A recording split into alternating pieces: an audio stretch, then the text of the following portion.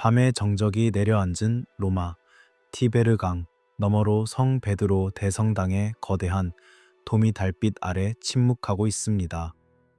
수백만의 순례자들이 이 돌바닥을 걸었고 수천 개의 촛불이 이 회랑을 밝혔으며 셀 수 없는 기도가 이 천장 아래로 올라갔습니다. 하지만 오늘 밤 우리가 들여다볼 곳은 빛이 닿지 않는 곳입니다. 대리석 바닥 아래 금박으로 장식된 제단 너머 관광객의 발길이 닿지 않는 그곳 바티칸이라는 이름 아래 켜켜이 쌓인 시간의 지층 속으로 우리는 천천히 내려갑니다. 2000년 동안 이곳은 세계에서 가장 작은 나라이자 가장 거대한 권력의 중심지였습니다. 하지만 그 권력은 단지 왕관과 교서로만 유지된 것이 아니었습니다. 그것은 지식으로, 기록으로, 그리고 무엇보다 침묵으로 유지되어 왔습니다.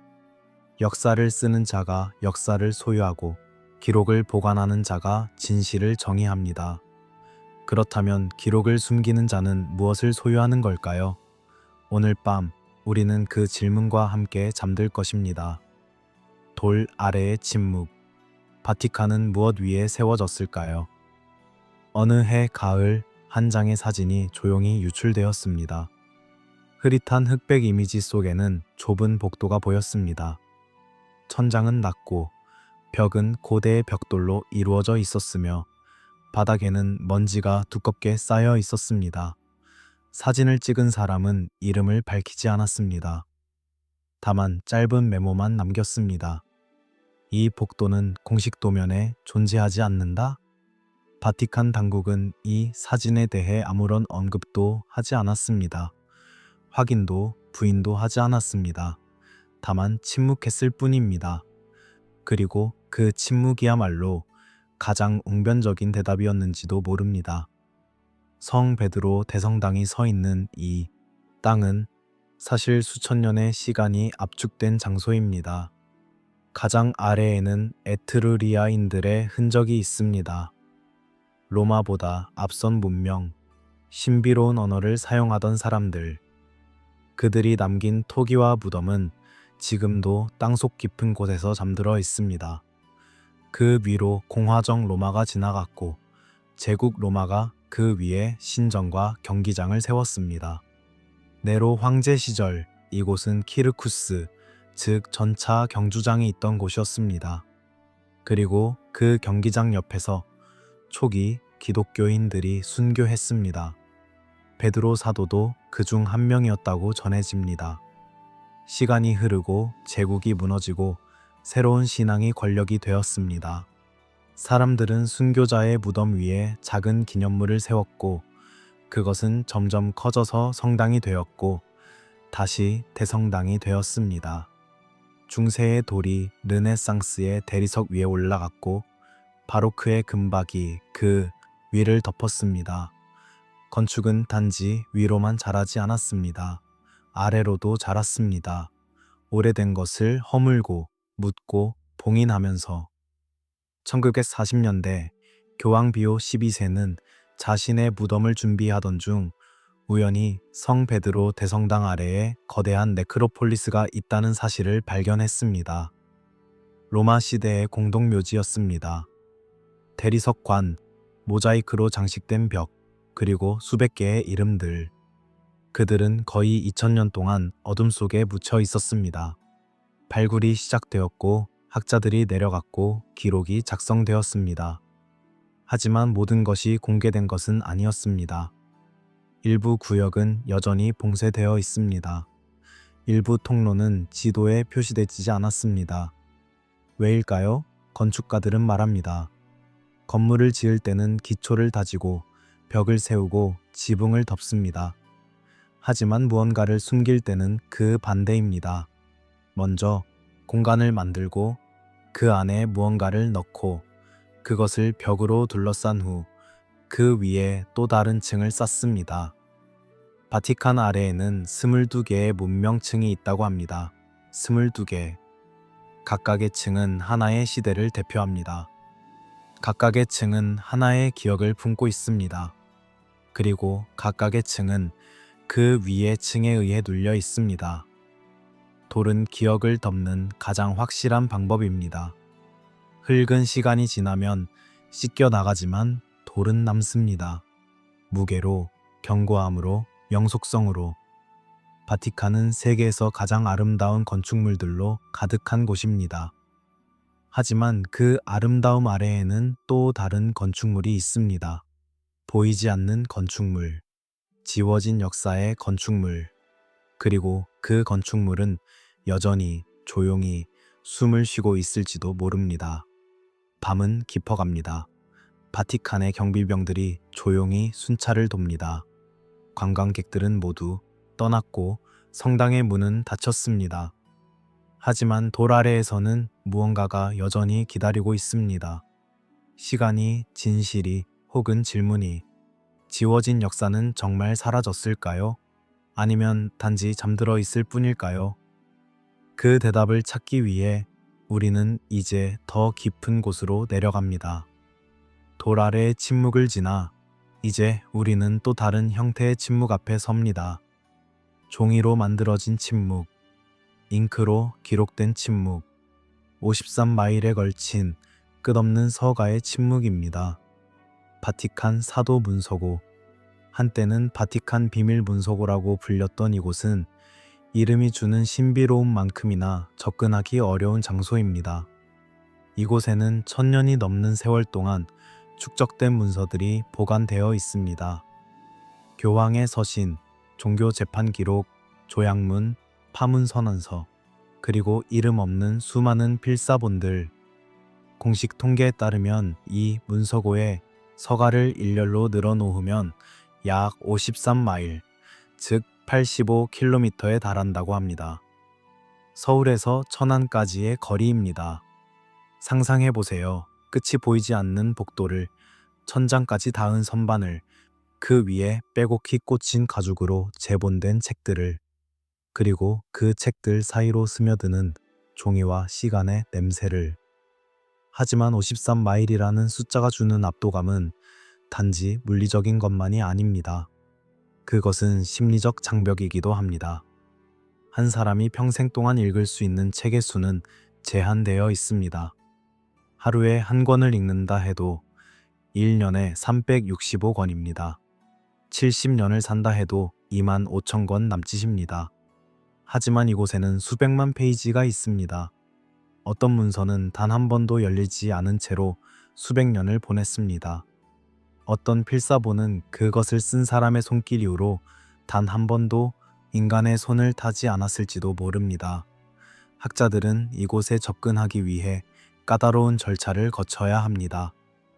먼저 연구 목적을 명확히 밝혀야 합니다. 추천서가 필요하고 승인을 받아야 하며 특정 주제로만 한정된 열람 허가를 받습니다. 그리고 실제로 입장했을 때도 자유롭게 돌아다닐 수 없습니다. 원하는 문서를 요청하면 사서가 가져다 줍니다. 하루에 열람할 수 있는 문서는 단 3건입니다. 사진 촬영은 제한되고 필기는 감시됩니다. 이것은 열람이 허락되는 곳이지만 동시에 탐색이 허락되지 않는 곳입니다. 당신은 당신이 찾는 것만 볼 수 있습니다. 하지만 당신이 찾지 않는 것, 당신이 알지 못하는 것은 어떻게 찾을 수 있을까요? 더 흥미로운 사실은 카탈로그에 오르지 않은 문서들이 존재한다는 것입니다. 모든 문서고는 목록을 가지고 있습니다. 책의 제목, 저자, 날짜, 분류번호. 하지만 목록에 없는 책은 사실상 존재하지 않는 것과 같습니다. 아무도 그것을 요청할 수 없고 아무도 그것을 읽을 수 없습니다. 그것은 물리적으로는 존재하지만 접근 가능성의 차원에서는 존재하지 않습니다. 그리고 그러한 문서들이 얼마나 많은지 아무도 정확히 알지 못합니다. 로마 제국이 무너진 후 유럽은 오랜 혼란의 시대로 접어들었습니다. 도서관들이 불타고 학자들이 흩어지고 지식이 사라졌습니다. 하지만 모든 것이 사라진 것은 아니었습니다. 일부는 수도원으로 옮겨졌습니다. 일부는 교회의 보호 아래 들어갔습니다. 알렉산드리아 대도서관에 있던 책들, 그리스 철학자들의 저작, 이집트 사제들의 기록, 메소포타미아의 점토판에서 옮겨진 지식들, 그것들은 라틴어로 번역되고 필사되고 보존되었습니다. 하지만 보존은 언제나 선택을 동반합니다.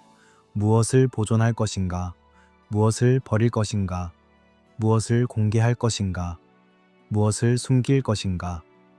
교회는 중세 유럽에서 지식의 유일한 보존자가 되었습니다. 동시에 편집자가 되었습니다. 수도사들이 고대 문헌을 필사할 때 그들은 때때로 원본의 일부를 생략했습니다. 이교적이라고 판단되는 구절, 교리와 맞지 않는 내용, 혹은 단순히 이해할 수 없는 부분들. 어떤 경우에는 양피지가 부족해서 오래된 텍스트 위에 새로운 텍스트를 더 씌우기도 했습니다. 이를 팔림세스트라고 부릅니다. 아래의 글씨는 지워지지만 완전히 사라지지는 않습니다. 특수한 빛을 비추면 오래된 잉크의 흔적이 다시 드러납니다. 하지만 그러한 기술이 없던 시대에는 그것은 영원히 사라진 것이나 다름없었습니다. 기록을 남기는 자가 역사를 정의합니다. 승자가 역사를 쓴다는 말은 진부하지만 진실입니다. 하지만 그보다 더 강력한 진실은 기록을 보관하는 자가 미래의 과거를 통제한다는 것입니다. 오늘 당신이 감춘 것은 100년 후에는 없었던 것이 됩니다. 오늘 당신이 왜곡한 것은 200년 후에는 사실이 됩니다. 그리고 오늘 당신이 파괴하지 않고 단지 숨긴 것은 언젠가 다시 나타날 가능성을 품고 조용히 기다립니다. 밤의 문서고를 상상해 봅니다. 모든 사람이 떠난 후, 조명이 꺼진 후, 침묵만이 남은 복도를.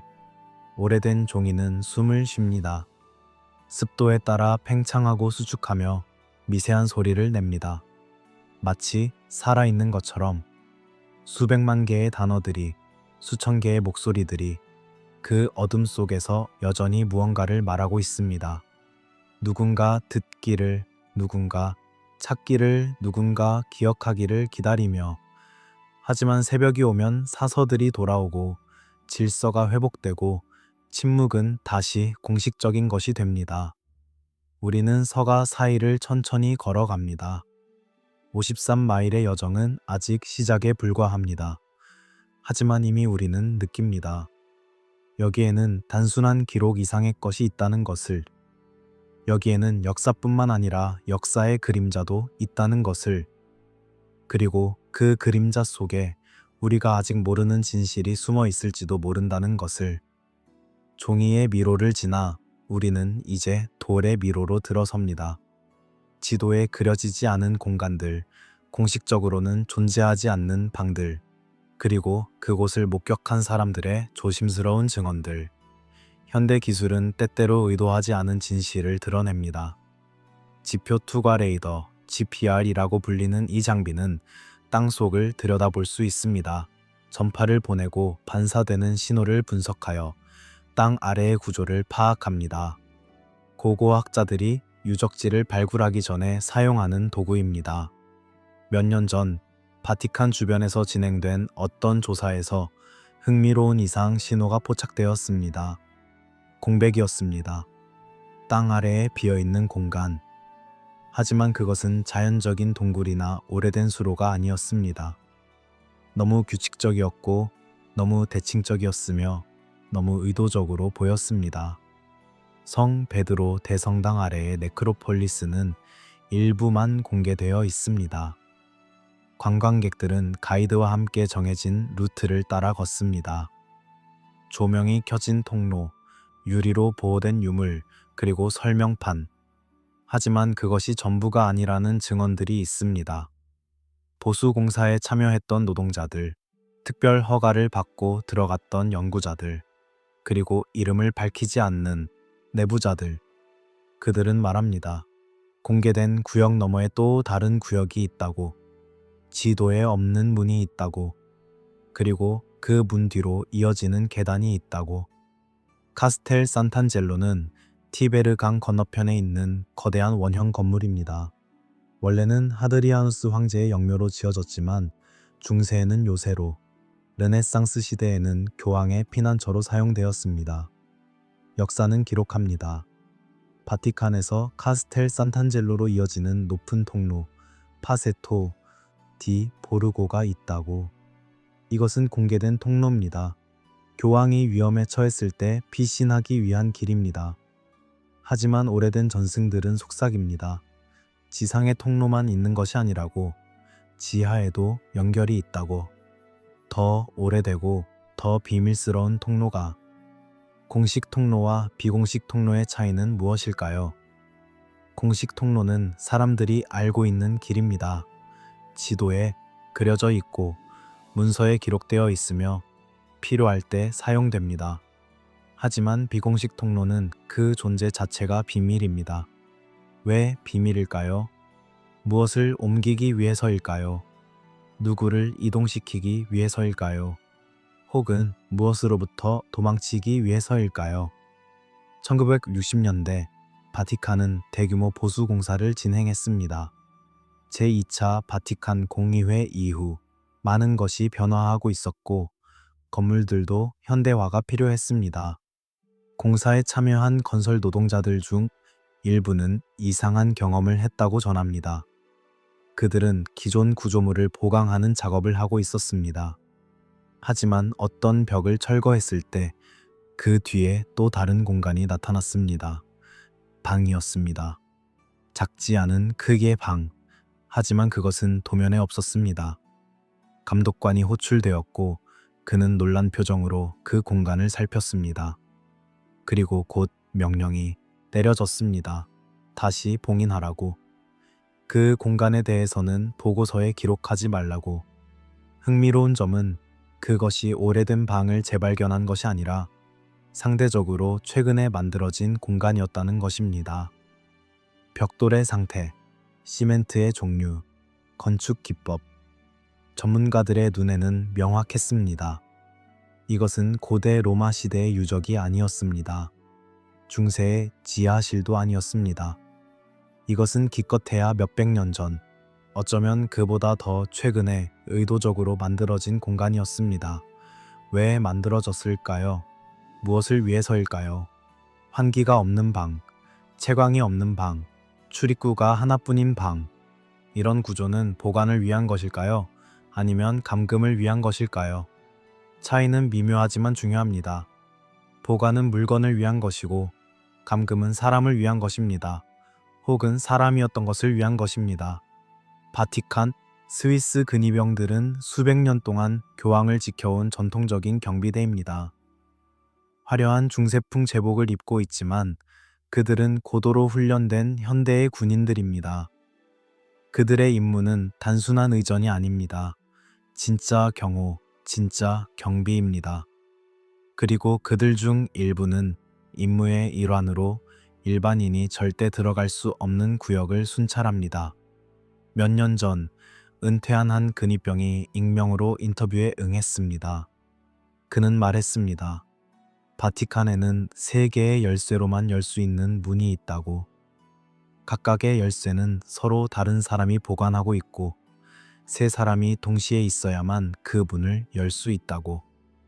그는 그 문 뒤에 무엇이 있는지 모른다고 했습니다.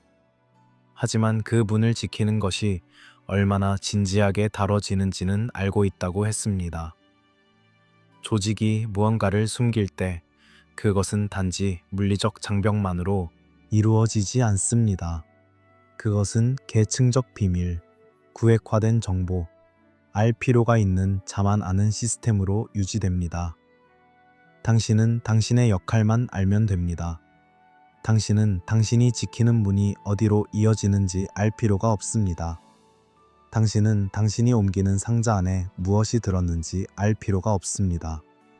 그리고 만약 당신이 우연히 보게 된다면 당신은 그것에 대해 말하지 않는 법을 배웁니다. 왜냐하면 그것이 당신을 보호하는 방법이기 때문입니다. 돌벽 뒤에 숨겨진 것이 무엇일까요? 문서일까요? 유물일까요? 혹은 그보다 더 민감한 무언가일까요? 역사는 때때로 단순한 기록이 아니라 증거입니다. 재판에서 사용될 수 있는 증거, 권력의 정당성을 훼손할 수 있는 증거, 수백 년 동안 유지되어 온 내러티브를 무너뜨릴 수 있는 증거. 그러한 것들은 파괴하기에는 너무 중요하고 공개하기에는 너무 위험합니다. 그래서 그것들은 봉인됩니다. 돌 뒤에, 어둠 속에, 침묵 안에. 밤은 계속됩니다. 우리는 지도에 없는 복도를 천천히 걸어갑니다. 발소리는 돌에 부딪혀 희미하게 울립니다. 어디선가 물이 떨어지는 소리가 들립니다. 오래된 건물의 소리입니다. 하지만 그것만일까요?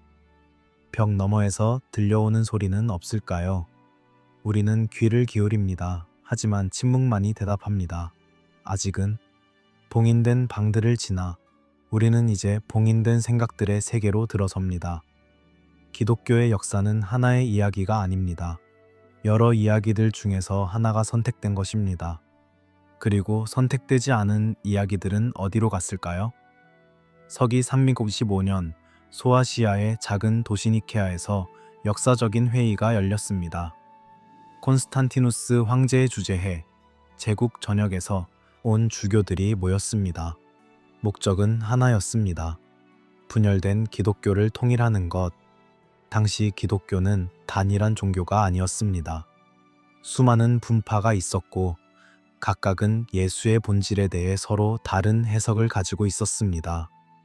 어떤 이들은 예수가 완전한 신이라고 믿었고 어떤 이들은 그가 신에 의해 창조된 존재라고 믿었습니다. 어떤 이들은 그가 인간이었다가 신이 되었다고 생각했고 어떤 이들은 그가 처음부터 신이었지만 인간의 모습을 취했을 뿐이라고 생각했습니다. 니케아 공의회는 이 논쟁을 끝내기 위해 투표를 했습니다. 신성은 투표로 결정되었습니다. 이것은 불편한 사실입니다. 신학적 진리가 다수결로 정해졌다는 것. 물론 신자들은 그것이 성령의 인도였다고 믿습니다. 하지만 역사가의 눈으로 보면 그것은 정치였습니다. 황제는 통일된 제국을 원했고 통일된 제국을 위해서는 통일된 종교가 필요했습니다. 그리고 통일된 종교를 위해서는 통일된 교리가 필요했습니다. 투표 결과 한쪽이 승리했습니다. 그들의 해석이 정통이 되었고 그들의 텍스트가 정경이 되었습니다. 마태복음, 마가복음, 누가복음, 요한복음. 이 4개의 복음서가 공식적으로 인정받았습니다. 하지만 다른 복음서들도 있었습니다. 많았습니다. 토마스 복음, 빌립보 복음, 유다 복음, 마리아 복음, 베드로 복음, 진리의 복음. 이 모든 텍스트들은 초기 기독교 공동체에서 실제로 읽히고 전승되고 존중받았습니다. 하지만 니케아 이후 그것들은 외경이 되었습니다. 정경이 아닌 것, 즉 올바르지 않은 것. 패배한 텍스트들은 어떻게 되었을까요? 일부는 파괴되었습니다. 화형에 처해졌습니다. 책을 불태우는 것은 생각을 죽이는 가장 직접적인 방법입니다. 하지만 모든 것이 파괴된 것은 아니었습니다. 일부는 숨겨졌습니다. 땅에 묻혔습니다. 동굴에 감춰졌습니다. 그리고 일부는 어쩌면 수집되었습니다. 유다 복음은 그중 가장 논쟁적인 것입니다. 정경 복음에서 유다는 배신자입니다. 은화 30냥에 예수를 팔아넘긴 제자. 기독교 역사에서 가장 악명 높은 인물. 하지만 유다 복음은 다른 이야기를 합니다. 이 텍스트에 따르면 유다는 배신자가 아니라 가장 충실한 제자였습니다. 예수는 유다에게 비밀스러운 가르침을 주었고 유다만이 그 진정한 의미를 이해했습니다. 그리고 예수 자신이 유다에게 자신을 넘기라고 명령했습니다. 왜냐하면 그것이 계획의 일부였기 때문입니다. 육체로부터의 해방, 물질 세계로부터의 탈출. 유다는 배신한 것이 아니라 순종한 것입니다. 이 해석이 받아들여졌다면 기독교는 어떻게 변했을까요? 죄와 구원의 구조가 다르게 이해되었을까요? 희생양의 개념이 바뀌었을까요? 하지만 그것은 받아들여지지 않았습니다. 유다 복음은 이단으로 선언되었고 그것을 가진 자들은 박해받았습니다. 마리아 막달레나 복음도 마찬가지입니다. 이 텍스트에서 마리아는 단순한 추종자가 아닙니다. 그녀는 지도자입니다. 예수의 가장 가까운 제자이며 다른 제자들보다 더 깊은 통찰을 가진 인물입니다. 실제로 이 복음서에는 베드로가 마리아를 질투하고 그녀의 권위에 도전하는 장면이 나옵니다. 만약 이것이 정경이 되었다면 기독교 역사에서 여성의 역할은 어떻게 달라졌을까요? 초기 교회에서 여성 사제, 여성 주교가 존재했을까요? 하지만 그런 일은 일어나지 않았습니다. 마리아 막달레나는 오랜 세월 동안 회개한 창녀로 잘못 이해되었습니다. 그녀의 복음서는 사라졌습니다. 도마스 복음은 또 다른 형태의 위협이었습니다. 이 텍스트에는 이야기가 없습니다. 기적도, 십자가형도, 부활도 없습니다. 단지 예수의 어록만 있습니다. 베실 4개의 짧은 말씀, 그리고 그 말씀들은 급진적입니다. 신의 왕국은 당신 안에 있고 당신 밖에 있다. 당신 자신을 알면 그것이 드러날 것이다. 이것은 제도 종교에 대한 근본적 도전입니다. 만약 신의 왕국이 이미 여기에 우리 안에 있다면 우리는 교회가 필요한가요? 사제가 필요한가요? 중재자가 필요한가요?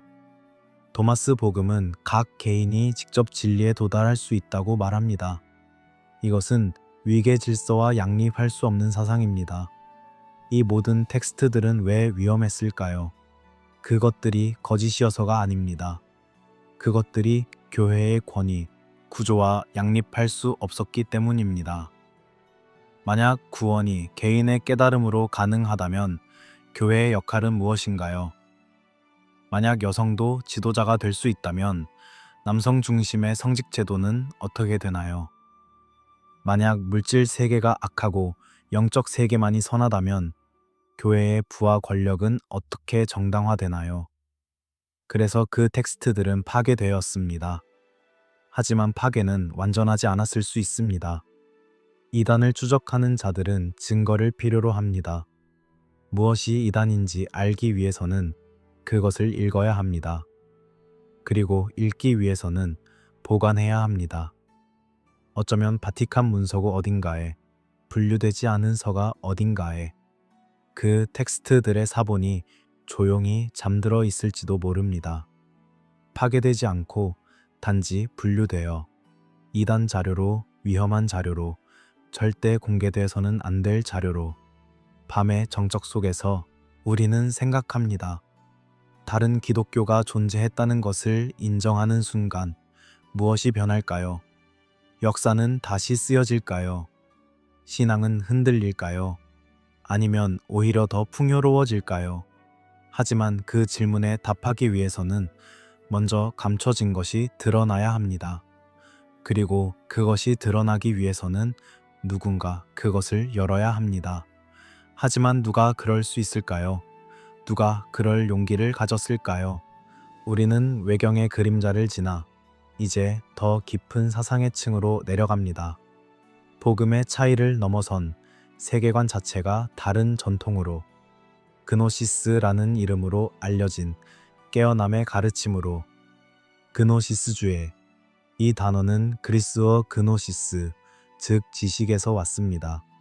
하지만 이것은 단순한 정보나 학문적 지식이 아닙니다.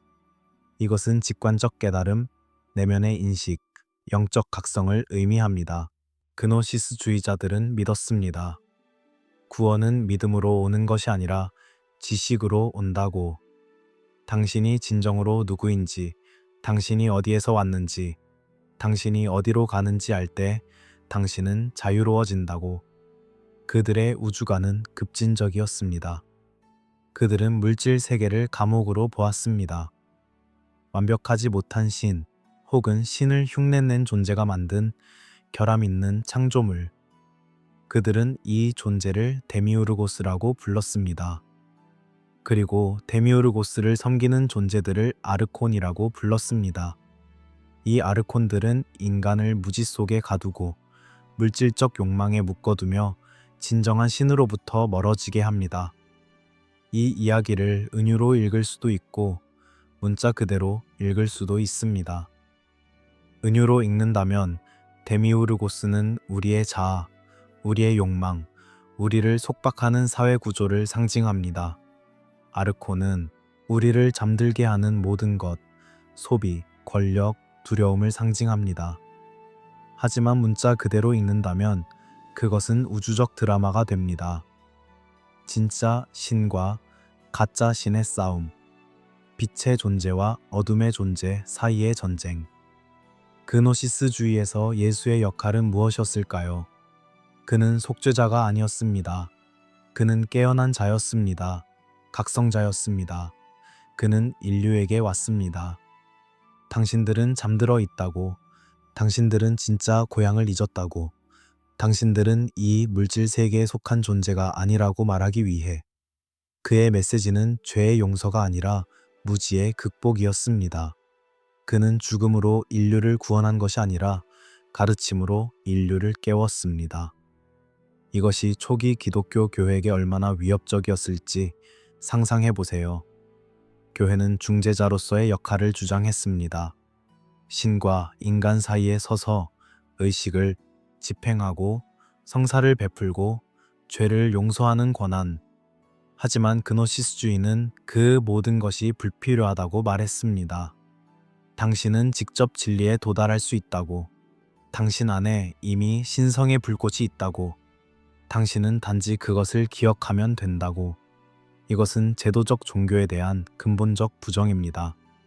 만약 각자가 스스로 깨달을 수 있다면 사제는 왜 필요한가요?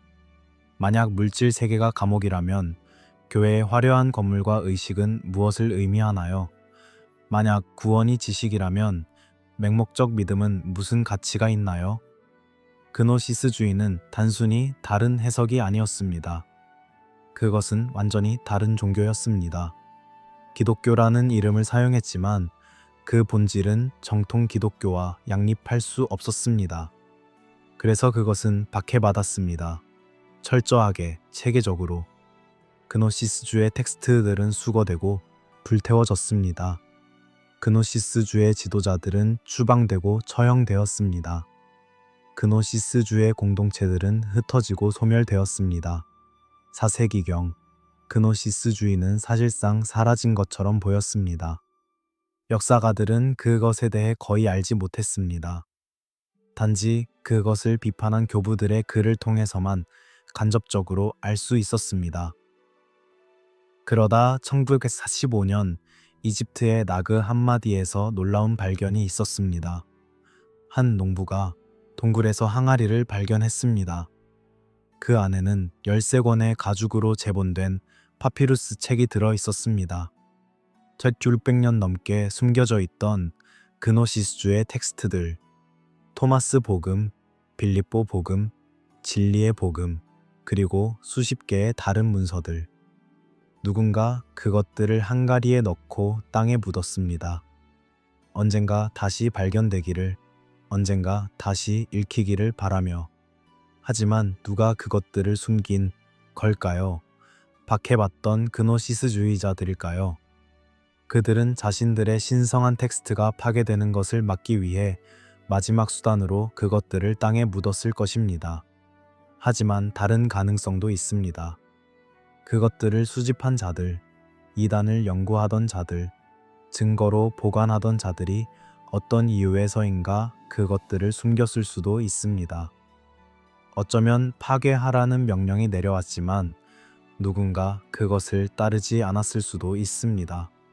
어쩌면 그것이 너무 귀중해서 혹은 너무 위험해서 파괴하지도 공개하지도 못하고 단지 숨겨두었을 수도 있습니다. 나그 한마디 발견은 우연이었습니다. 하지만 우연은 얼마나 많은 것을 바꿀 수 있을까요? 만약 그 농부가 다른 길을 걸었다면, 만약 그 동굴을 발견하지 못했다면 우리는 여전히 그노시스주의에 대해 거의 모르고 있었을 것입니다.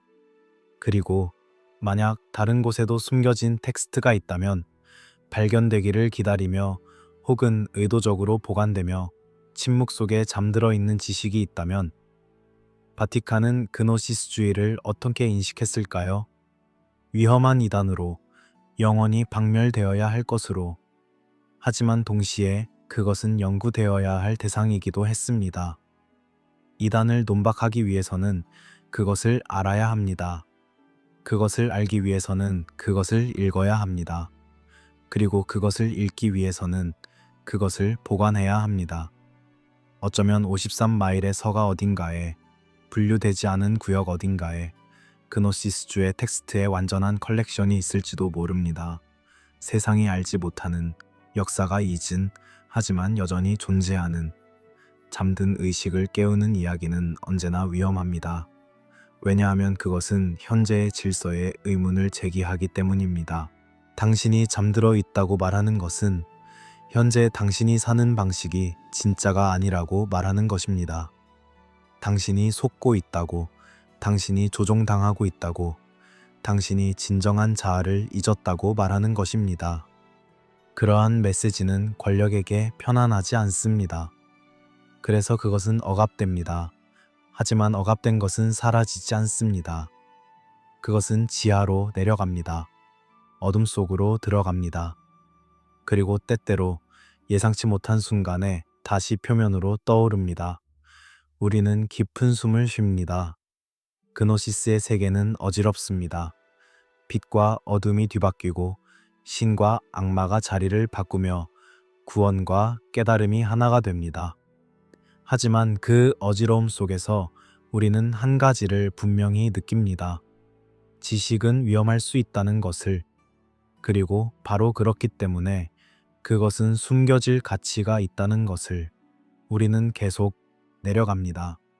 사상의 위험을 지나 우리는 이제 그 사상을 품었던 사람들의 운명으로 들어섭니다. 역사는 종종 추상적인 개념으로 기억됩니다. 이단, 이교, 분파. 하지만 그 단어들 뒤에는 실제 사람들이 있었습니다. 그들은 살았고 믿었고 그 믿음 때문에 죽었습니다. 그리고 그들이 남긴 것은 무엇이었을까요? 남프랑스, 랑그도크 지방. 12세기와 13세기에 이곳에서 하나의 신앙이 빠르게 확산되었습니다. 카타리파.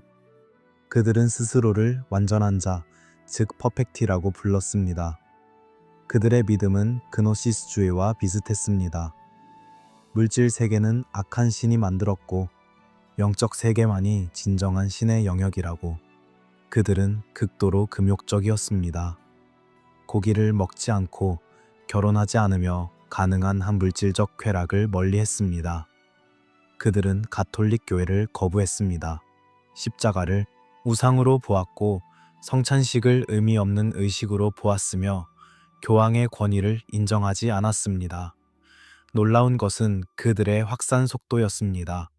단지 소수의 광신도들이 아니었습니다. 귀족들이 그들을 후원했고 마을 전체가 개종했으며 어떤 지역에서는 가톨릭보다 카타리파가 더 많았습니다. 교회는 경악했습니다. 설교로 그들을 설득하려 했지만 실패했습니다. 토론으로 그들을 논박하려 했지만 효과가 없었습니다. 그래서 교황 인노첸시오 3세는 다른 방법을 택했습니다. 십자군입니다. 보통 십자군은 성지를 되찾기 위한 것이었습니다. 하지만 알비 십자군은 달랐습니다. 이것은 기독교인이 기독교인을 상대로 한 전쟁이었습니다. 아니, 정확히는 정통 기독교인이 이단 기독교인을 상대로 한 전쟁이었습니다. 제109년 북프랑스의 귀족들과 군대가 남하했습니다. 교황의 축복과 면죄부를 받으며 배지에 시를 포위했습니다. 도시가 항복을 거부하자 공격이 시작되었습니다. 도시가 함락되었을 때 한 가지 문제가 생겼습니다. 어떻게 카타리파와 가톨릭 신자를 구별할 것인가? 십자군 지휘관이 교황 특사에게 물었습니다. 특사는 대답했습니다. 모두 죽여라. 신이 당신의 것을 알아보실 것이다. 그날 약 2만 명이 죽었습니다. 남자, 여자, 어린이. 교회 안으로 피신한 사람들도 예외는 아니었습니다. 교회가 불태워졌고 그 안의 사람들도 함께 타 죽었습니다. 알비 십자군은 20년 동안 계속되었습니다. 수만 명이 죽었습니다. 도시들이 파괴되었습니다. 성들이 함락되었습니다. 마지막 저항의 상징이었던 몽세기르 성은 콜릿 44년에 함락되었습니다. 200명 이상의 퍼펙티가 항복을 거부하고 화형당했습니다. 그들은 노래를 부르며 불 속으로 걸어 들어갔다고 합니다. 그것이 카타리파의 끝이었습니다. 하지만 사람을 죽이는 것만으로는 충분하지 않았습니다. 그들의 생각도 죽여야 했습니다. 카타리파의 모든 텍스트가 수색되고 압수되었습니다. 그들의 기도서, 신학 문헌, 성경 번역본, 모든 것이 불태워졌습니다. 오늘날 우리가 카타리파에 대해 아는 것은 대부분 그들의 적들이 쓴 기록에서 나온 것입니다. 카타리파 자신들의 목소리는 거의 남아있지 않습니다. 하지만 모든 것이 파괴되었을까요? 몽세기르가 함락되기 직전 4명의 퍼펙티가 성을 탈출했습니다. 어둠 속에서 포위망을 뚫고 그들이 무엇을 가지고 갔는지는 논쟁의 대상입니다. 전설은 말합니다. 그들이 카타리파의 성스러운 보물을 가지고 갔다고. 어떤 이들은 그것이 금이나 보석이라고 생각합니다. 하지만 다른 이들은 그것이 텍스트였을 것이라고 추측합니다. 책, 지식, 그들의 신앙의 본질을 담은 문서들. 그 4사람은 어디로 갔을까요? 그들이 가진 것은 어떻게 되었을까요? 일부 연구자들은 그것이 다른 카타리파 공동체로 혹은 비밀리에 그들을 지지하던 귀족의 성으로 옮겨졌을 것이라고 생각합니다. 그리고 시간이 흐른 후 그것은 어쩌면 바티칸으로 갔을지도 모릅니다. 전리품으로 혹은 증거로 혹은 연구자료로. 템플 기사단의 이야기도 비슷합니다. 79년 예루살렘이 십자군에게 점령된 직후 9명의 기사가 모였습니다. 그들은 성전 기사단을 창설했습니다. 공식적인 임무는 성지로 향하는 순례자들을 보호하는 것이었습니다. 하지만 흥미롭게도 기사단이 창설된 초기 몇 년 동안 그들은 순례자 보호에 거의 시간을 쓰지 않았습니다. 대신 그들은 예루살렘 성전산, 즉 솔로몬 성전이 있던 자리 아래에서 무언가를 찾고 있었습니다. 그들이 무엇을 찾았는지 혹은 무엇을 발견했는지는 명확하지 않습니다. 전설은 많습니다. 언약궤, 성배, 예수의 진짜 유골, 혹은 고대 유대 사제들의 비밀 문서. 확실한 것은 기사단이 예루살렘에서 돌아온 후 급격히 부유하고 강력해졌다는 것입니다. 그들은 단순한 종교 기사단이 아니라 국제적인 은행이자 정치적 세력이 되었습니다. 왕들이 그들에게 빚을 졌고 교황이 그들에게 특권을 주었습니다. 하지만 권력은 적을 만듭니다. 참고 7년 10월 13일 금요일 프랑스 전역에서 템플 기사 단원들이 동시에 체포되었습니다. 필립 4세의 명령이었습니다. 혐의는 이단, 우상숭배, 그리고 기독교 모독이었습니다. 고문이 시작되었고 자백이 나왔습니다. 그들이 십자가에 침을 뱉었다고, 그들이 바포메트라는 우상을 숭배했다고, 그들이 악마와 계약했다고. 얼마나 많은 것이 진실이고 얼마나 많은 것이 고문의 결과였는지는 알 수 없습니다. 1312년 교황 클레멘스 5세는 기사단을 공식적으로 해체했습니다. 기사단장 자크 드 몰레는 1314년에 화형당했습니다. 그는 죽기 전에 교황과 왕을 저주했다고 전해집니다. 그리고 기이하게도 2사람 모두 그 해 안에 죽었습니다. 기사단은 소멸되었습니다. 하지만 그들의 지식은 어떻게 되었을까요? 템플 기사단은 방대한 문서 보관소를 가지고 있었습니다. 금융기록, 외교 서신, 그리고 성지에서 가져온 텍스트들. 체포가 시작되었을 때 일부 기사단원들은 경고를 받고 도망쳤습니다. 어떤 이들은 스코틀랜드로, 어떤 이들은 포르투갈로, 어떤 이들은 더 먼 곳으로. 그들이 무엇을 가지고 갔을까요? 그리고 압수된 문서들은 어디로 갔을까요? 공식 기록에 따르면 많은 것이 파괴되었습니다. 하지만 일부는 교황청으로 보내졌습니다. 증거로, 연구를 위해, 그리고 어쩌면 그 이상의 이유로. 카타리파와 템플 기사단, 두 집단 모두 이단으로 선언되고 폭력적으로 제거되고 그들의 기록이 압수되었습니다. 교회가 제거한 것은 단지 사람들이 아니었습니다. 그것은 정보였습니다. 지식이었습니다. 그리고 어쩌면 진실이었습니다. 밤은 더욱 깊어집니다. 우리는 화형장의 죄를, 몽세기르의 돌을, 성전 기사단의 감옥을 지나왔습니다. 역사는 승자의 것이라고 합니다. 하지만 패자의 목소리는 정말 완전히 사라졌을까요? 아니면 그것은 단지 다른 형태로, 다른 장소에 보존되어 있을까요? 우리는 계속 찾습니다. 불태워진 공동체의 죄를 지나 우리는 이제 별을 바라보는 교회의 시선으로 올라갑니다. 하늘은 언제나 인류에게 경의와 두려움의 대상이었습니다. 그리고 교회도 그 긴 역사 속에서 하늘을 조용히 지켜보고 있었습니다. 바티칸 천문대는 세계에서 가장 오래된 천문 연구기관 중 하나입니다.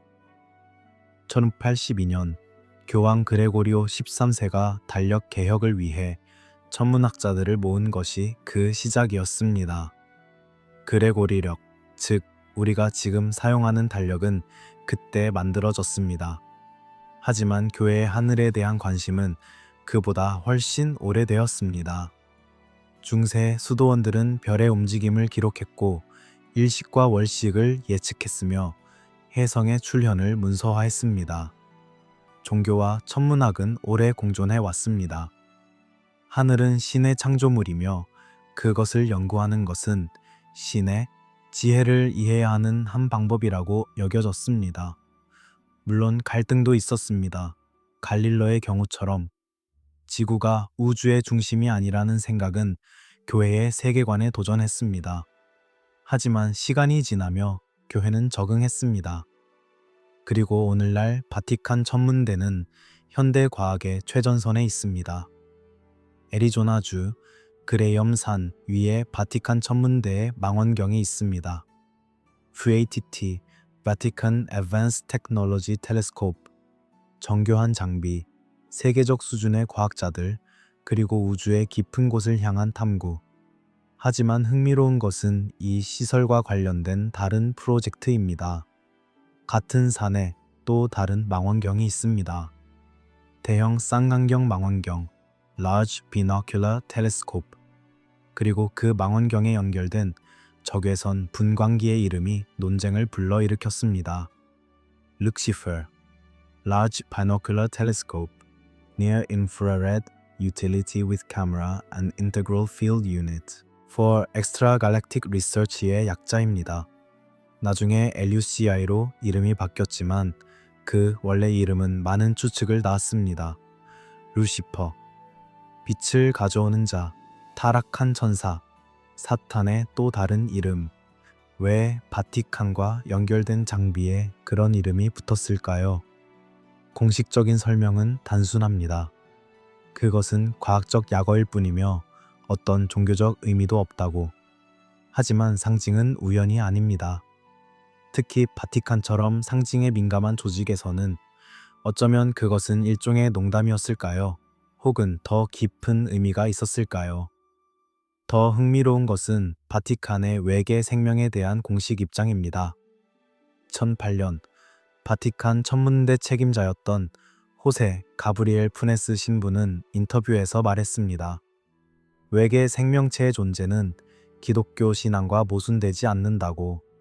신은 우주의 다른 곳에서도 생명을 창조할 수 있었을 것이라고. 그리고 만약 그들이 존재한다면 그들도 신의 피조물이며 어쩌면 그들은 인간처럼 타락하지 않았을지도 모른다고. 이것은 조심스럽지만 급진적인 발언이었습니다.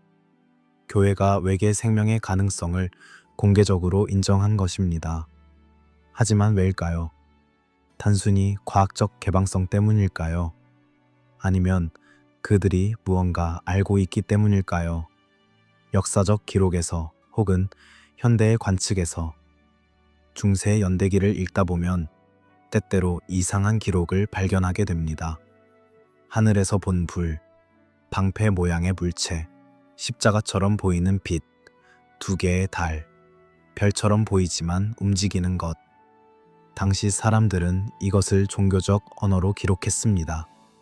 신의 징조, 천사의 출현, 악마의 표시.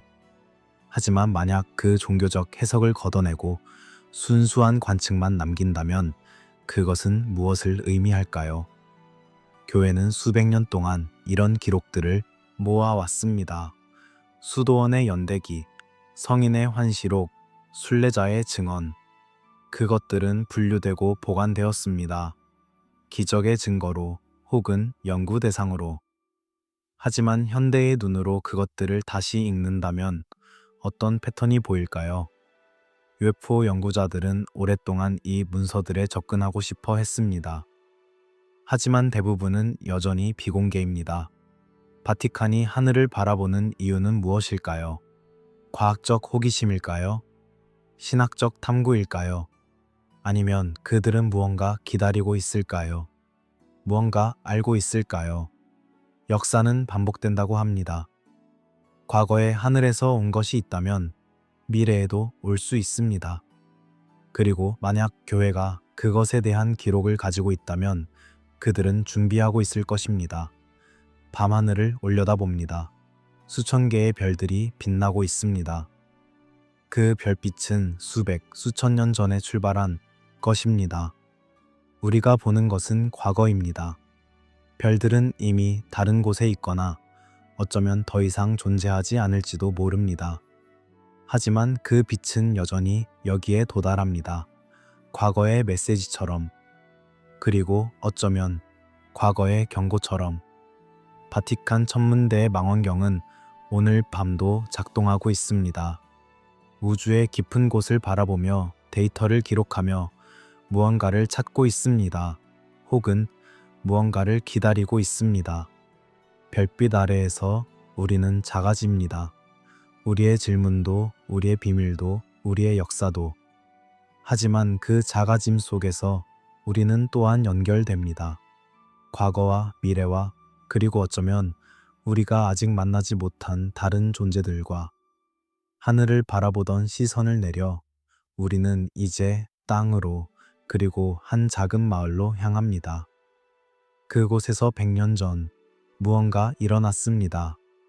그리고 그것에 대한 이야기는 아직도 끝나지 않았습니다. 1917년 포르투갈의 작은 마을 파티마. 제1차 세계대전이 유럽을 집어삼키고 있던 때였습니다. 5월 13일 3명의 어린 목동이 양을 치다가 이상한 경험을 했습니다. 루시아, 프란시스코, 히아신타.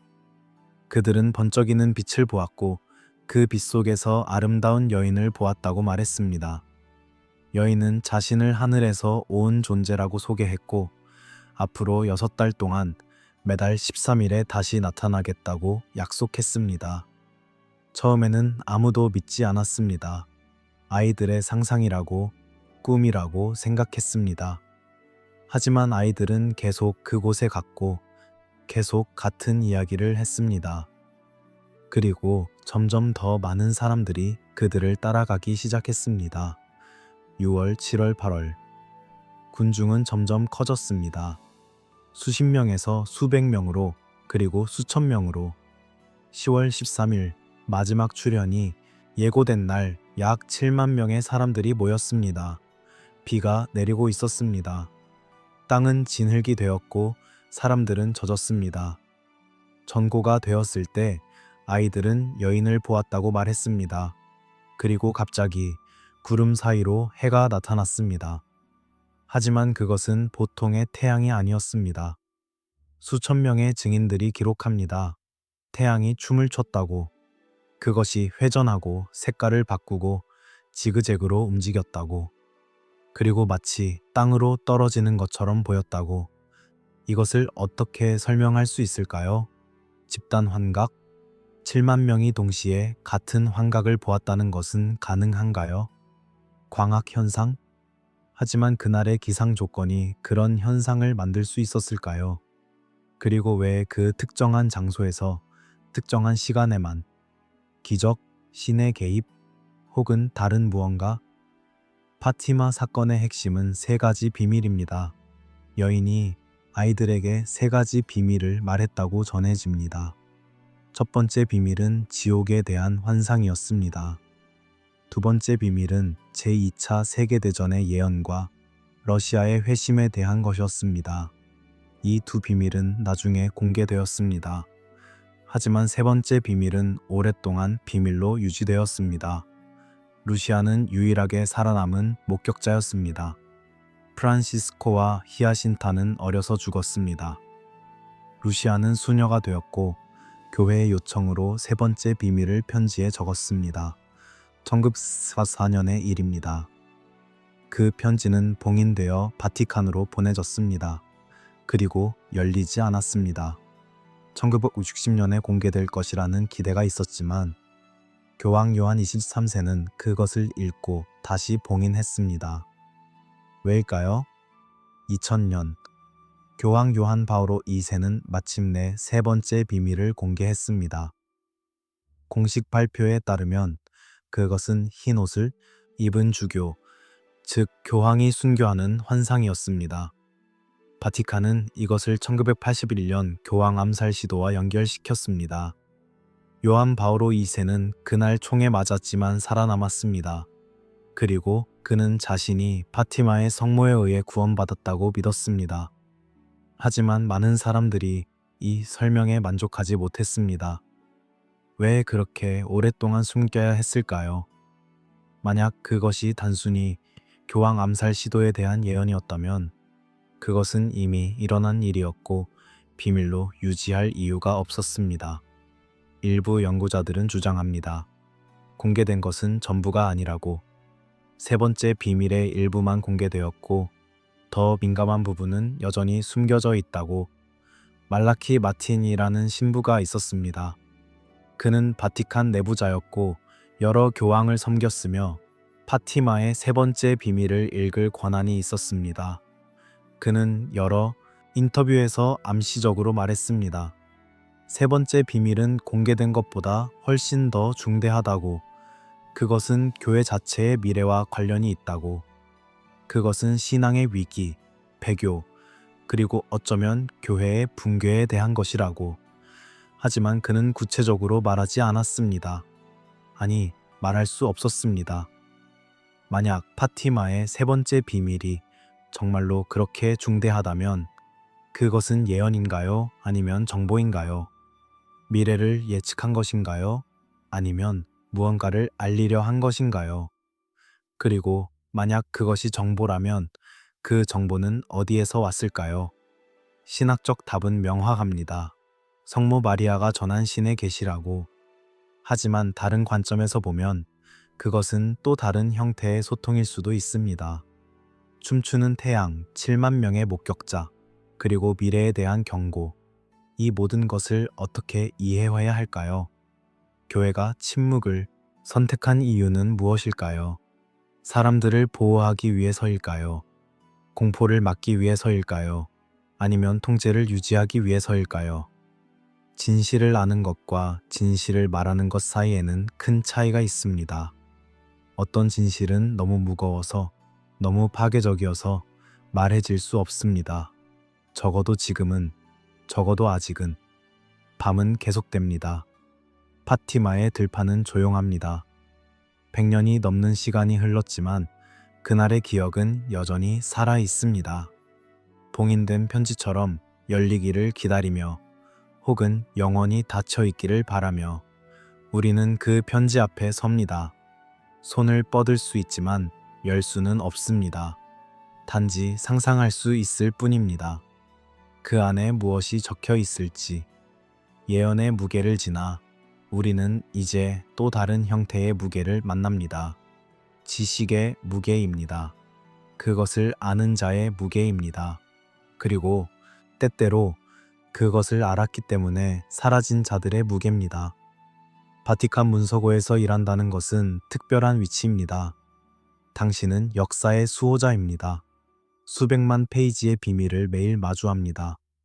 당신은 다른 사람들이 결코 볼 수 없는 것을 봅니다. 당신은 역사책에 없는 것을 압니다. 하지만 그 특권에는 대가가 따릅니다. 접근 권한은 책임을 의미합니다.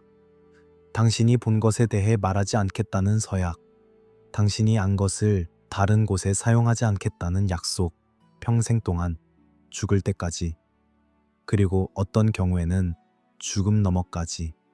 역사를 살펴보면 바티칸과 관련된 사람들 중 일부는 설명되지 않는 방식으로 사라졌습니다. 문서고 관리자, 연구원, 사서.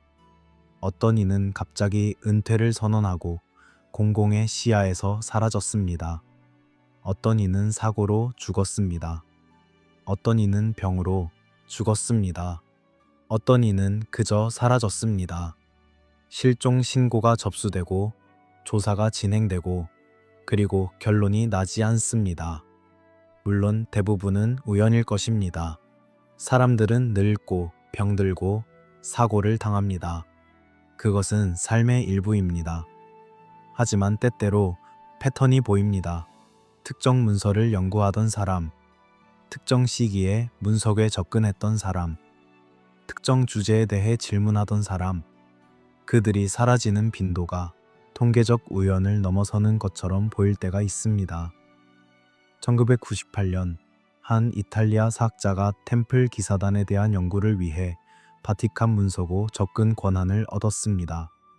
그는 몇 달 동안 거의 매일 그곳에 갔습니다. 동료들에게 말하기를 그는 놀라운 것을 발견했다고 했습니다. 기사단 재판의 원본 기록, 지금까지 알려지지 않은 증언. 하지만 그는 구체적인 내용을 말하지 않았습니다. 아직 확인 중이라고, 곧 발표하겠다고 했습니다. 그 해 겨울, 그는 로마의 아파트에서 죽은 채 발견되었습니다. 심장마비로 결론이 났습니다. 그의 연구 노트는 사라졌습니다. 2003년 한 프랑스 신부가 중세 이단에 대한 문서를 연구하고 있었습니다. 그는 친구에게 편지를 썼습니다. 나는 믿을 수 없는 것을 발견했다. 그것이 진실이라면 많은 것이 바뀔 것이다. 그 후 그는 연락이 끊겼습니다. 몇 주 후 그의 시신이 티베르 강에서 발견되었습니다. 익사로 결론이 났습니다. 그가 연구하던 문서는 기록에서 사라졌습니다. 이것들이 살인이라는 증거는 없습니다. 음모론이라고 치부할 수도 있습니다. 하지만 조용한 패턴은 부인하기 어렵습니다. 지식은 때때로 위험합니다. 특히 그것이 권력의 정당성에 도전할 때, 특히 그것이 오래된 내러티브를 무너뜨릴 때, 특히 그것이 숨겨지기를 원했던 것일 때. 바티칸은 단순한 종교기관이 아닙니다. 그것은 국가입니다. 외교 관계를 가지고 정보 네트워크를 운영하며 전 세계적인 영향력을 행사합니다. 역사적으로 바티칸은 다양한 비밀 조직들과 연결되어 있었습니다. 템플 기사단, 몰타 기사단, 오프스테이. 이들은 공식적으로는 종교 단체이지만 동시에 정치적, 경제적 영향력을 가진 네트워크입니다. 몰타 기사단은 오늘날에도 존재합니다. 그것은 주권 실체로 인정받으며 110개 이상의 국가와 외교 관계를 맺고 있습니다. 하지만 그것의 내부 작동은 거의 알려져 있지 않습니다. 누가 회원인지, 그들이 무엇을 하는지, 어떤 목적을 추구하는지. 오프스테이는 더 논쟁적입니다. 1928년에 설립된 이 단체는 빠르게 성장하여 바티칸 내에서 상당한 영향력을 얻었습니다. 그들은 극도의 경건함과 비밀주의로 알려져 있습니다. 비판자들은 그들을 교회 내의 교회, 숨겨진 권력구조라고 부릅니다. 지지자들은 그들을 헌신적인 신자 공동체라고 말합니다. 이러한 조직들이 지식을 보호하는 역할을 할까요? 혹은 그것을 숨기는 역할을 할까요? 권력을 유지하는 조용한 방법들이 있습니다. 폭력은 마지막 수단입니다.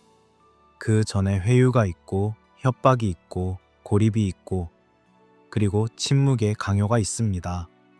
당신이 본 것을 잊으라고, 당신이 안 것을 말하지 말라고, 당신의 연구를 멈추라고, 그리고 대부분의 사람들은 따릅니다. 왜냐하면 그들은 대가를 알기 때문입니다. 지식을 지킨다는 명분. 그것은 고귀하게 들립니다. 인류는 아직 준비되지 않았다고, 진실은 너무 위험하다고, 사회는 안정이 필요하다고, 그리고 어쩌면 그것이 진심일 수도 있습니다. 어쩌면 정말로 어떤 지식은 파괴적일 수 있습니다. 어쩌면 정말로 어떤 진실은 말해져서는 안 됩니다. 하지만 누가 그것을 결정할까요? 누가 무엇이 너무 위험한지 판단할 권리를 가졌을까요? 그리고 그 권력은 누구를 보호하는 것일까요? 인류를, 아니면 그 권력 자체를? 침묵 속에서 사라지는 개인들, 그들의 이름은 기억되지 않습니다. 그들의 발견은 공유되지 않습니다. 그들의 질문은 답해지지 않습니다. 역사는 그들을 삼킵니다. 마치 그들이 존재하지 않았던 것처럼. 하지만 어딘가에는 기록이 있습니다. 어딘가에는 그들이 본 것, 그들이 안 것이 남아 있습니다. 봉인된 파일 속에, 분류되지 않은 서가 속에, 그리고 어쩌면 다른 사람의 기억 속에. 밤은 무겁습니다. 우리는 사라진 자들의 그림자를 걷고 있습니다. 그들이 마지막으로 본 것은 무엇이었을까요? 그들이 알고 싶었던 것은 무엇이었을까요? 그리고 그것을 알았을 때 그들은 무엇을 느꼈을까요? 두려움을, 경의를 혹은 해방을. 우리는 알 수 없습니다. 우리는 단지 그들의 부재만을 느낍니다. 그리고 그 부재가 말하는 것을 듣습니다. 사라진 자들의 메아리를 지나 우리는 이제 마지막 층으로 내려갑니다.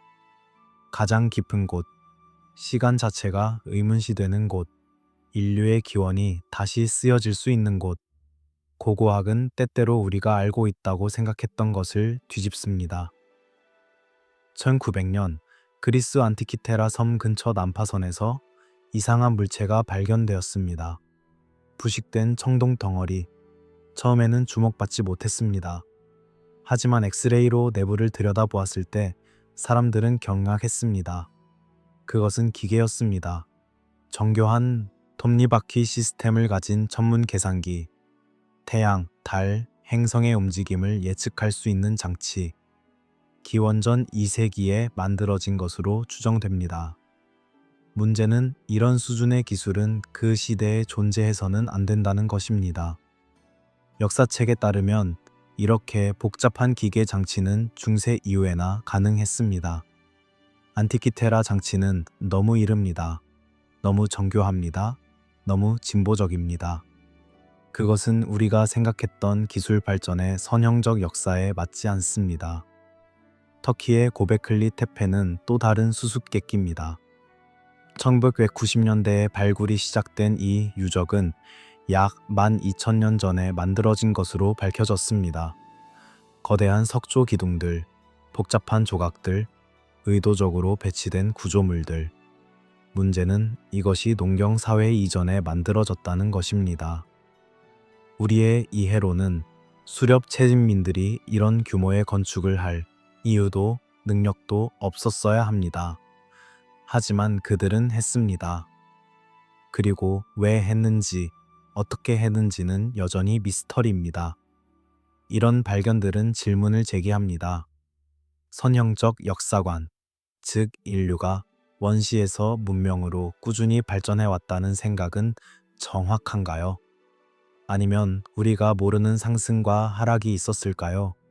잃어버린 문명이 있었을까요? 더 앞선 기술을 가졌다가 사라진 사회가 있었을까요? 바티칸은 고고학에 깊은 관심을 가지고 있습니다. 교황청 고고학위원회는 전 세계의 발굴 현장에 관여합니다.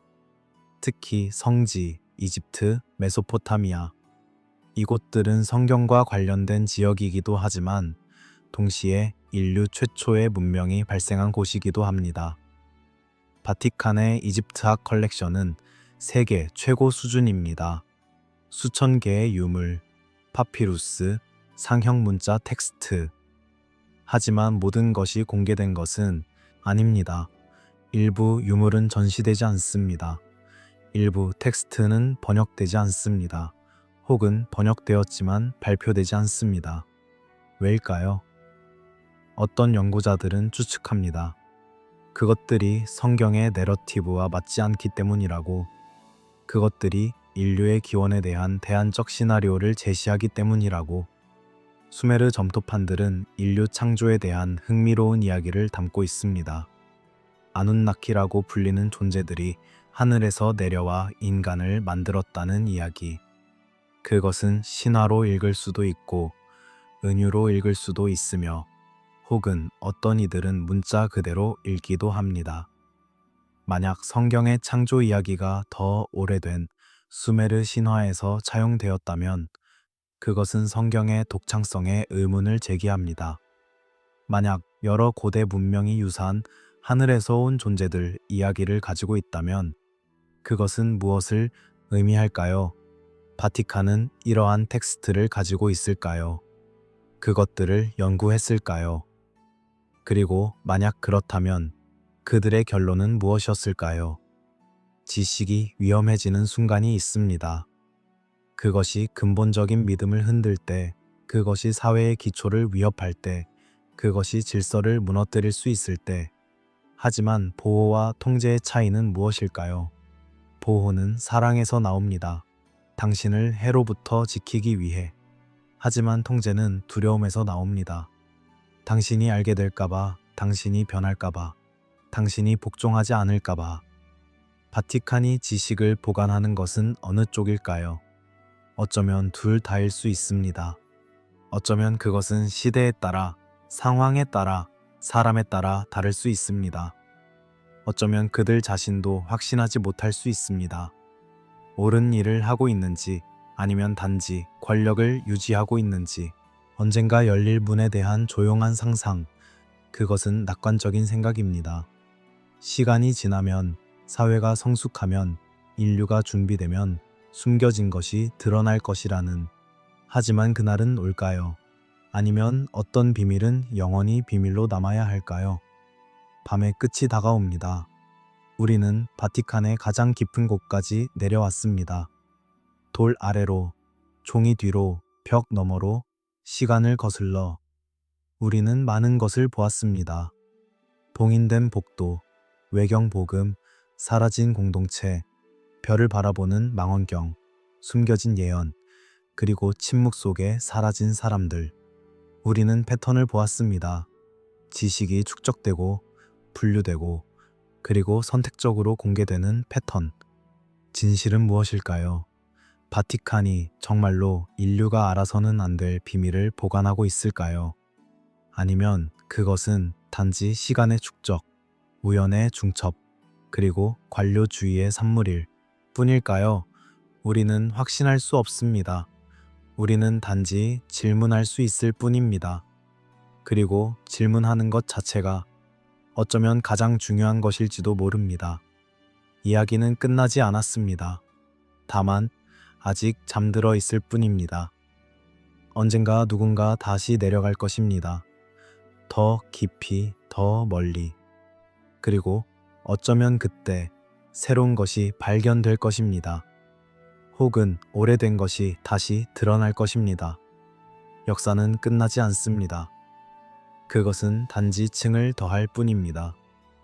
그리고 각 층 아래에는 또 다른 층이 있습니다. 이제 밤은 정말로 깊습니다.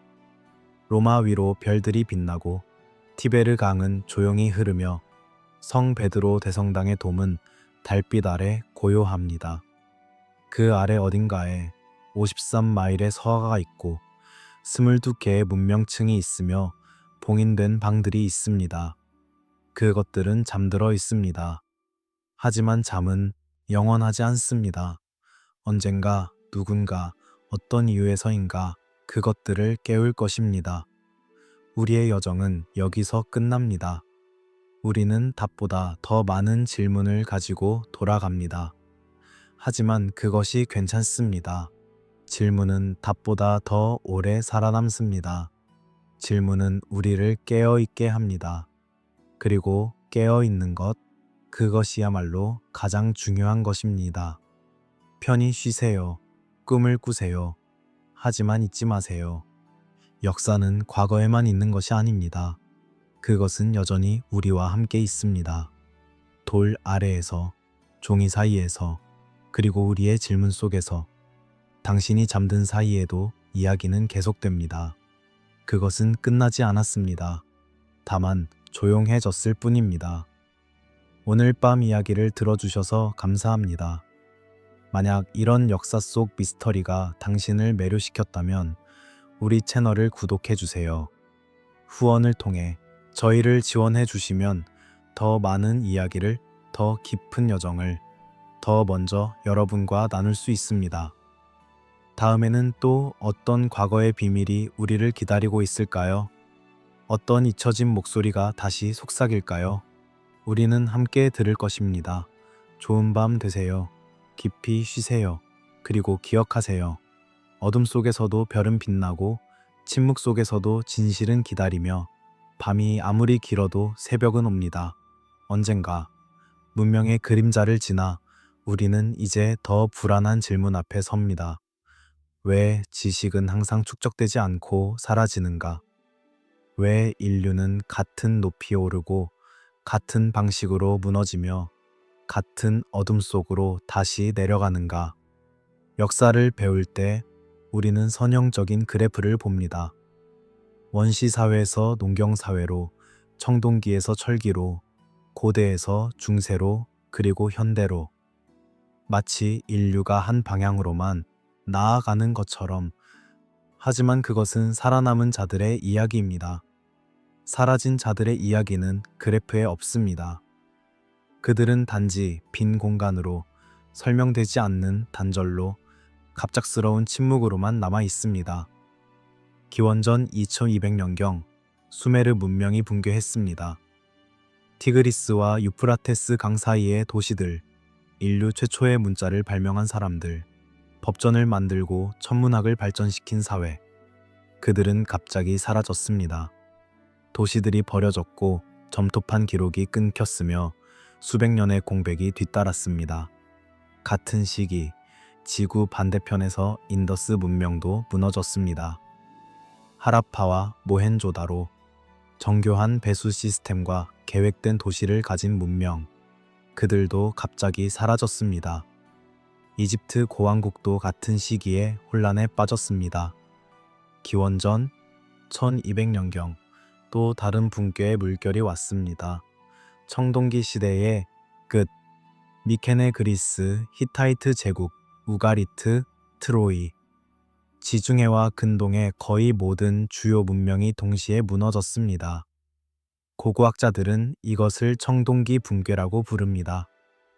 도시들이 불에 탔고 무역이 끊겼으며 문자 사용이 사라졌습니다. 그리스는 암흑 시대로 들어갔습니다. 400년 동안 거의 아무런 기록도 남지 않았습니다. 마야 문명의 붕괴도 비슷합니다.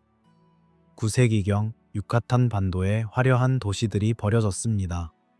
인구가 급감했고 비문 작성이 중단되었으며 거대한 신전들이 정글에 삼켜졌습니다. 왜 그랬을까요? 가뭄, 전쟁, 내부 반란? 모든 설명이 부분적으로는 맞지만 완전히는 설명하지 못합니다. 세 가지 설명이 반복됩니다. 첫째, 자연재해, 가뭄, 홍수, 지진, 화산.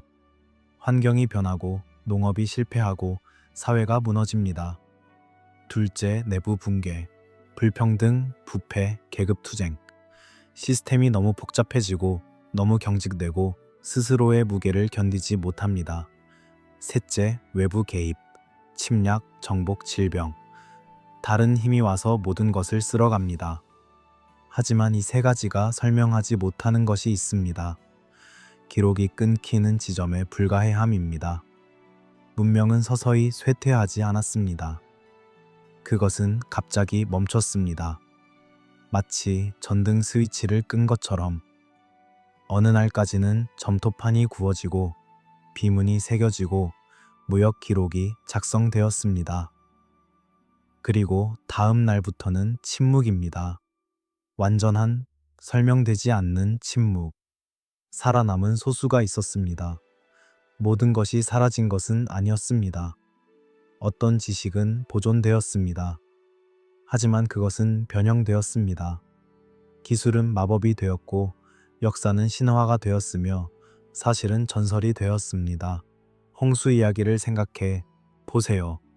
수메르에서 길가메시 서사시로, 히브리 성경에서 노아의 방주로, 그리스에서 드칼리온으로 모든 문화가 거대한 홍수를 기억합니다. 왜일까요? 정말로 전 지구적 홍수가 있었을까요? 아니면 여러 지역적 재앙이 하나의 이야기로 압축되었을까요? 혹은 그것은 완전히 다른 무언가를, 우리가 이해할 수 없는 무언가를 은유하고 있을까요? 사제 계층, 엘리트 계층. 그들만이 글을 읽고 쓸 수 있었습니다. 그들만이 기록을 보관했습니다. 그들만이 기억을 세대에서 세대로 전달했습니다. 그리고 문명이 무너질 때 그들이 먼저 사라졌습니다. 왜냐하면 그들은 복잡한 시스템에 의존했기 때문입니다. 신전, 도서관, 학교. 그것들이 무너지면 지식도 함께 사라졌습니다. 평범한 사람들은 살아남았습니다. 하지만 그들은 지식을 가지고 있지 않았습니다. 그들은 단지 이야기를 가지고 있었습니다. 그리고 이야기는 매번 조금씩 변했습니다. 바티칸이 마지막 기억 저장소가 되었을 가능성. 로마 제국이 무너진 후 유럽은 혼란에 빠졌습니다. 하지만 교회는 살아남았습니다. 수도원들이 유지되었고 사제들이 계속 배출되었으며 필사 작업이 이어졌습니다. 다른 곳에서 사라진 지식이 교회로 모였습니다. 그것은 보존되었지만 동시에 독점되었습니다. 교회는 단지 종교기관이 아니라 지식의 마지막 보루가 되었습니다. 그리고 마지막 보루는 동시에 마지막 통제자입니다.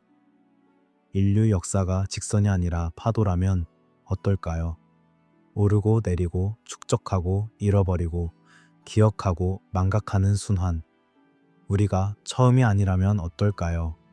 우리 이전에도 높이 올라간 자들이 있었고 그들도 무너졌다면, 그리고 우리도 언젠가 같은 방식으로 사라진다면 이 생각은 불편합니다. 왜냐하면 그것은 진보라는 믿음을 흔들기 때문입니다. 우리가 점점 나아지고 있다는, 우리가 배우고 있다는, 우리가 과거의 실수를 반복하지 않을 것이라는 믿음. 밤은 더욱 고요해집니다. 우리는 무너진 도시의 폐허를 걷습니다. 모래에 묻힌 문자를, 정글에 삼켜진 신전을, 바다 밑에 가라앉은 항구를 상상합니다. 문명은 잠들 듯 사라집니다. 어느 날 사람들이 걷던 거리에 풀이 자라고 장터의 소음이 바람소리로 바뀌고 아이들의 웃음이 새소리가 됩니다. 그리고 수백 년 후 누군가 그곳을 발견하고 묻습니다. 여기에 무슨 일이 있었을까? 하지만 돌은 대답하지 않습니다. 단지 침묵할 뿐입니다. 사라진 문명의 침묵을 지나 우리는 이제 더 이상한 질문에 다다릅니다. 언어 그 자체에 대한 질문입니다. 고대인들이 신이라고 불렀던 것은 정말 무엇이었을까요? 히브리 성경을 원어로 읽으면 흥미로운 것을 발견합니다. 창세기 첫 장, 태초에 하나님이 천지를 창조하시니라. 하지만 히브리어 원문에서 신을 가리키는 단어는 엘로힘입니다. 그리고 엘로힘은 복수형입니다. 문자 그대로 번역하면 신들입니다. 왜 복수일까요? 일신교 텍스트에서 왜 신이 복수로 표현되었을까요? 나중에 번역자들은 이것을 단수로 처리했습니다. 하지만 원래 텍스트는 분명히 복수였습니다. 더 나아가면 더 이상한 구절들이 있습니다. 창세기 6장. 신들의 아들들이 사람의 딸들의 아름다움을 보고 자기들이 좋아하는 모든 여자를 아내로 삼았더라. 네피림, 거인들이 언급됩니다. 신들의 아들들과 인간의 딸들 사이에서 태어난 존재들. 이것을 어떻게 이해해야 할까요? 신화로? 은유로? 아니면 어떤 사건의 기록으로? 수메르 점토판으로 가봅니다. 엔키와 엔릴, 아누와 닌후르사그, 아눈나키라고 불리는 존재들. 그들은 하늘에서 내려왔고 인간을 창조했으며 지식을 가르쳤고 도시를 건설했습니다. 왕들의 목록에는 이렇게 쓰여 있습니다. 왕권이 하늘에서 내려온 후 왕들의 재위 기간이 수천 년, 수만 년으로 기록되어 있습니다. 이것은 분명히 문자 그대로 읽을 수 없습니다. 하지만 그렇다면 무엇을 의미하는 걸까요? 이집트 사자의 설을 봅니다. 오시리스, 이시스, 호루스. 그들은 신이지만 동시에 왕이었습니다. 그들은 인간을 다스렸고 기술을 가르쳤으며 죽은 후에 별이 되었습니다. 피라미드 텍스트는 말합니다. 파라오는 죽어서 별로 올라간다고. 오리온 자리로 시리우스로. 하늘은 단순한 천국이 아니라 실제 목적지였습니다. 하늘에서 내려온 존재에 대한 묘사를 모아보면 공통점이 보입니다. 그들은 빛나고 날고 하늘에서 왔습니다. 그들은 인간보다 오래 살고 더 많이 알고 더 강력합니다. 그들은 지식을 가져왔습니다. 농업, 천문학, 수학, 야금술. 그들은 인간을 가르쳤고 때로는 인간과 결합했으며 그리고 어느 순간 떠났습니다. 고대 세계에서 기술과 기적의 경계는 모호했습니다. 만약 당신이 전기를 본 적 없는 사람에게 전구를 보여준다면 그것은 마법입니다. 만약 당신이 비행기를 본 적 없는 사람에게 하늘을 나는 금속 새를 보여준다면 그것은 신의 전차입니다. 충분히 발전한 기술은 마법과 구별할 수 없습니다. 그렇다면 고대인들이 마법이라고 부른 것은 단지 그들이 이해할 수 없는 기술이었을까요?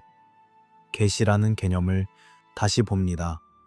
모세는 시나이 산에서 신으로부터 율법을 받았습니다. 그 경험은 어떻게 묘사되었나요? 천둥, 번개, 연기, 불. 산 전체가 흔들렸고 나팔 소리가 점점 커졌습니다. 사람들은 너무 두려워서 멀리 서 있었습니다. 이것은 신비로운 영적 체험일까요? 아니면 무언가 물리적인 것의 묘사일까요? 만약 고대인이 착륙하는 우주선을 본다면 그것을 어떻게 표현했을까요? 그들이 가진 언어로 불, 구름, 빛, 천둥, 인간과 신의 계약. 이것은 종교의 핵심 개념입니다. 하지만 계약은 두 당사자 사이의 합의입니다. 신이 전능하다면 왜 계약이 필요할까요? 왜 협상이 필요할까요? 왜 인간의 동의가 필요할까요? 어쩌면 신이라고 불린 존재들이 우리가 생각하는 전능한 창조주가 아니었을 수도 있습니다. 어쩌면 그들은 강력했지만 제한적이었고 지혜로웠지만 완벽하지 않았으며 인간보다 앞섰지만 여전히 어떤 규칙에 종속되어 있었을 수도 있습니다. 바티칸은 이런 텍스트들을 수집했습니다. 히브리어, 아람어, 그리스어, 라틴어, 콥트어, 수메르어, 아카드어. 그들은 이것들을 번역하고 비교하고 연구했습니다. 신학적 목적으로. 하지만 신학만으로 설명되지 않는 부분들이 있었을 때 그들은 무엇을 했을까요? 무시했을까요? 재해석했을까요? 아니면 조용히 기록하고 보관했을까요? 번역 과정에서 의도적으로 흐려진 단어들이 있습니다. 케루빔, 케룹의 복수형. 보통 천사로 번역됩니다. 하지만 원래 묘사는 더 구체적입니다. 날개가 4개, 얼굴이 4개, 바퀴가 달린 존재. 에스겔서는 그들을 길게 묘사합니다. 그것은 생명체처럼 들리지만 동시에 기계처럼도 들립니다. 영이 어디로 가려 하면 그들도 가되 그 영이 가려 하는 곳으로 가며 바퀴들도 그들과 함께 들리니 이것은 무엇을 묘사하는 걸까요? 인간이 이해할 수 없는 것을 신성으로 포장해온 역사. 그것은 나쁜 것일까요? 어쩌면 그것은 필요했을 수도 있습니다. 설명할 수 없는 것 앞에서 인간은 의미를 찾아야 합니다. 그것을 신이라고 부르는 것은 적어도 그것을 범주화하는 것입니다. 통제할 수 없더라도 적어도 이름을 붙일 수 있습니다. 그리고 이름은 일종의 힘을 줍니다. 하지만 언어가 진실을 가리는 베일이 되는 순간도 있습니다. 우리가 사용하는 단어가 우리가 생각할 수 있는 것을 제한할 때 신이라는 단어는 너무 많은 것을 의미하고 동시에 너무 적은 것을 의미합니다. 그것은 모든 것이 될 수 있고 그래서 아무것도 아닐 수 있습니다. 만약 우리가 다른 단어를 사용한다면, 만약 우리가 신이 아니라 방문자, 창조자가 아니라 선생, 전능자가 아니라 선구자라고 부른다면 우리는 다르게 생각할 수 있을까요? 밤은 고요합니다. 우리는 고대 텍스트의 페이지를 천천히 넘깁니다. 각 단어 뒤에 숨겨진 의미를, 각 은유 뒤에 감춰진 기억을 찾으며 언어는 다리입니다. 과거와 현재를 연결하는. 하지만 때때로 그 다리는 부서져 있고 우리는 건너편을 바라보며 추측할 수밖에 없습니다. 그곳에 무엇이 있었을까? 그들은 무엇을 보았을까? 그리고 그들이 신이라고 부른 것은 정말 무엇이었을까? 신들의 언어를 지나 우리는 이제 시간 그 자체의 문제로 들어섭니다. 미래를 아는 것, 혹은 안다고 주장하는 것, 그리고 그것을 말하지 않기로 선택하는 것. 예언을 신앙의 문제가 아니라 데이터의 문제로 본다면 어떨까요? 패턴, 인식으로 본다면 과거의 주기를 관찰하고 현재의 징조를 분석하고 미래의 가능성을 계산하는 것. 고대 사제들은 그것을 했습니다. 그들은 별을 관찰했고 일식을 예측했으며 계절을 계산했습니다. 그들의 예측 중 일부는 놀라울 정도로 정확했습니다. 그것은 신성한 계시였을까요? 아니면 축적된 관찰의 결과였을까요? 서로 다른 문화권의 예언을 나란히 놓으면 흥미로운 교차점이 보입니다. 노스트라다무스는 16세기 프랑스에서 미래를 예언했습니다. 마야 달력은 장기 주기의 끝을 표시했습니다.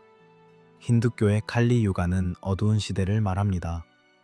북유럽 신화의 라그나로크는 신들의 황혼을 묘사합니다. 이 모든 전통이 큰 변화, 끝과 시작, 파괴와 재생을 말합니다. 우연일까요? 종말이라는 단어는 오해를 불러일으킵니다. 그것은 끝을 의미하는 것처럼 들립니다. 완전한 파괴, 모든 것의 소멸. 하지만 많은 고대 전통은 종말이 아니라 전환을 말합니다. 하나의 시대가 끝나고 다른 시대가 시작되는 것, 주기적 전환, 계절처럼, 낮과 밤처럼, 조수처럼. 우주는 숨을 쉽니다. 팽창하고 수축하고, 창조하고 파괴하고, 그리고 다시 시작합니다.